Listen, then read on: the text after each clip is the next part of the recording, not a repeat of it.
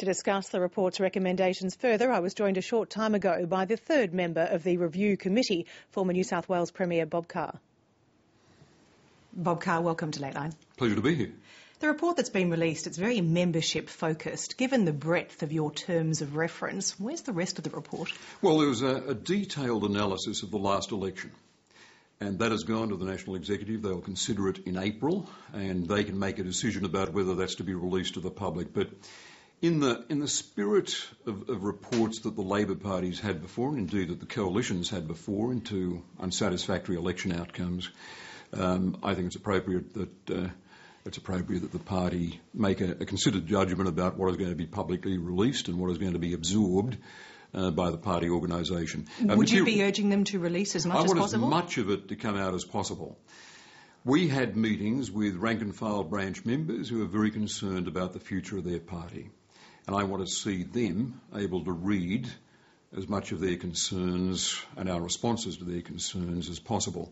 But there is some material about campaign techniques, and there'd be a legitimate concern that be considered by the party but not necessarily shared with our opponents. Could that be used as an excuse, though? I guess that the question remains, why would someone join the party if the upper echelons of the party are going to keep them in the dark about very important things like analysis of campaigns, like policy development, like all those things that we've not yet seen? Oh, no. I mean, the material that rank-and-file members are interested in and potential members are interested in is out there now. There's no analysis of the election campaign. No, I know. No examination of performance. No, but that's material, detailed material about how the party ran the technical side of the election.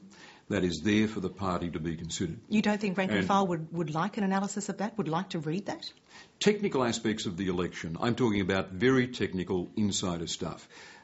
What is out there today is what is vital to the future of the party as an organisation, which is participation, broadening the party, a party that moves beyond the 100-year-old branch structure that we've all worked with and becomes an online presence, a party in which rank-and-file members participate in the election of a proportion of the National Executive, which is a first, a party that is offering an amnesty to people who were disillusioned with it over one or two issues, saying to them, come back, think about us again, and a party that's prepared to experiment with a primary system. These are big changes, and they're all about involvement, and they're all about participation. I'll get to the primary system and some of your other suggestions in a minute, but I guess you say it's the technical aspects that have not been released. So let me ask you, what was your review's assessment of what went wrong with the election campaign? Clearly, it was not a satisfactory election campaign. What was it that went wrong? In the past, when first-term governments went to the people at the state level or at the national level, they've been emphatically returned. At the national level, very often with reduced majorities. At the state level, almost invariably with increased majorities. First-term governments. A first-term government that saved Australia from a recession that was dragging down just about all of the developed world and rebuilt, among other achievements, rebuilt the nation's school systems is entitled to expect that it will be returned with a vote of confidence. So what was your analysis of what went wrong? A range of things. They're technical, they're substantive policy decisions. Clearly, a week of leaking against the party did it enormous damage. But okay, let's look at... And clearly going to the party after a change of leader meant the party was wrong-footed at the very start of the campaign. But nonetheless, given the fact that the government had saved Australia from the global financial crisis, given that they were, among other achievements, rebuilding the nation's schools, branch members were entitled to expect after an intense campaign and a final day manning election booths, they were entitled to expect that Labor government would be emphatically returned. But I guess the point is that it wasn't by any stretch of the imagination. So who was Hence our report. Hence our report. And hence the searching analysis we've carried out. So who does your report sheet home the blame to? For example, poor policy decisions like the Climate Change Committee. For example, like the real Julia gaffe. Do you sheet that blame home directly to the Prime Minister? We've presented our report to the party, our analysis of the campaign. I want the party, and so do my colleagues John Faulkner and Steve Bracks, to be able to absorb that the party to be able to absorb that and make a decision about its release. After talking to branch members in all the states, we share their concern with those aspects of the campaign in particular. Let me talk about climate change. The Labor government put to the Senate on 2 occasions legislation for an emissions trading scheme. It was blocked by the Senate. Kevin Rudd faced his legislation being knocked back by a coalition of the Liberal and National Party on the one hand and the Green political party on the other. I mean, it was a Labor government attempting to do the right thing but being told that the Senate wouldn't allow it to implement its policy. It was wrong-footed. I think the message from branch members was we can't blame a Labor government for that, but there might have been a strong package or alternative measures in place until, on a 3rd or 4th attempt in the new Parliament, an emissions trading scheme would pass. Well, what about the real Julia?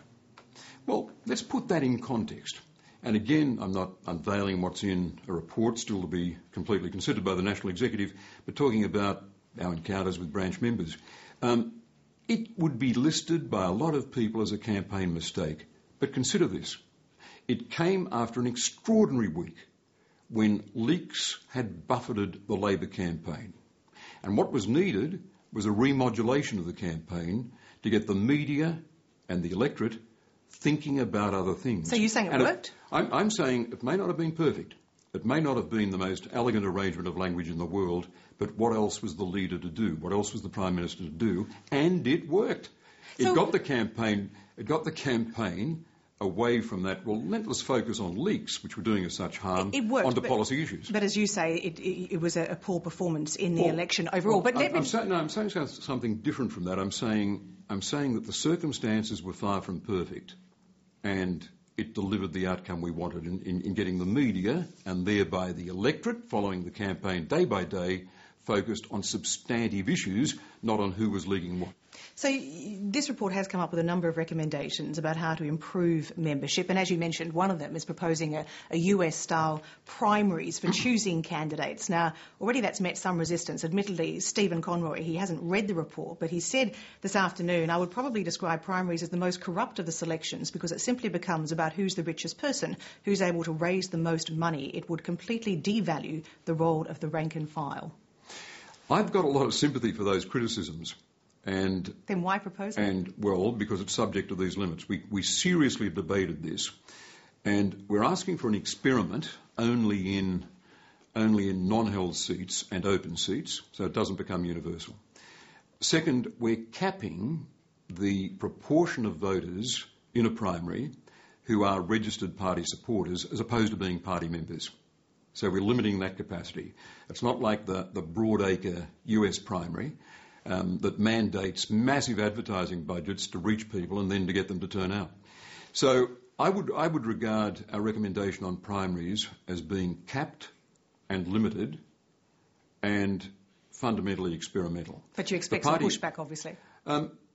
I've got reservations about it. I mean, when I look at, I'm pretty familiar with US politics, and when I look at how primaries have worked there, it's not just the big money required, it's the excessive influence they give to public sector unions that end up having more influence over the Democratic Party and what it can do in state government. And is this actually designed to limit the union involvement? Sorry? Is this actually specifically designed to limit the union involvement? I think it's pretty neutral on that. It's neutral. It's neither one nor the other. But I think it's a worthwhile experiment. I understand Senator Conroy's reservations. Bob Carr, many thanks for talking to Late Line. My pleasure. Thank you.